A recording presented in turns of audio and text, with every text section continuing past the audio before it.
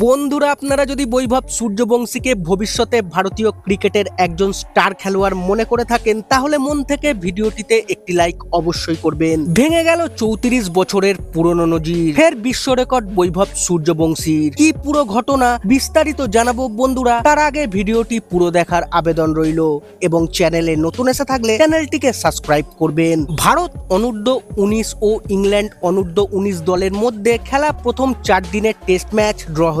এই ম্যাচে গুরুত্বপূর্ণ অবদান রেখেছেন বৈভব সূর্যবংশী। প্রথম 4 দিনের ম্যাচে এত বেশি রান হয়েছে যে 34 বছর পুরনো একটি বিশ্ব রেকর্ড ভেঙে গেছে। এই রেকর্ড বৈভবের জন্মের আগেই তৈরি হয়েছিল, কিন্তু বৈভবের নাম এখন নতুন বিশ্ব রেকর্ড গড়া দলে যুক্ত হয়েছে। এই ম্যাচে দুই দল মিলে মোট 1497 রান তুলেছে, যেটা একটি বিশ্ব রেকর্ড। এর আগে কোনো যুব টেস্ট ম্যাচে এত রান হয়নি। আগের রেকর্ডটি হয়েছিল 34 বছর আগে 1991 সালে, অর্থাৎ বৈভবের জন্মের 20 বছর আগে। এর আগে যুব টেস্টে এক ম্যাচে সর্বোচ্চ রান ছিল 1430। এটি 1991 সালে অস্ট্রেলিয়া ও ইংল্যান্ডের মধ্যে চেমসফোর্ডে হয়েছিল। বেকেনহ্যামে অনুষ্ঠিত প্রথম যুব টেস্ট ম্যাচে ভারত ও ইংল্যান্ড দুই দলের ব্যাটসম্যানেরা রানের বন্যা বইয়ে দিয়েছেন। দুই দলের মিলিত রান সংখ্যা 1497 রান। এই ম্যাচে মোট 15টি ছক্কা দেখা গিয়েছে, এটিও একটি নতুন রেকর্ড। ভারত তাদের দুই ইনিংসে মোট 748 রান করেছে,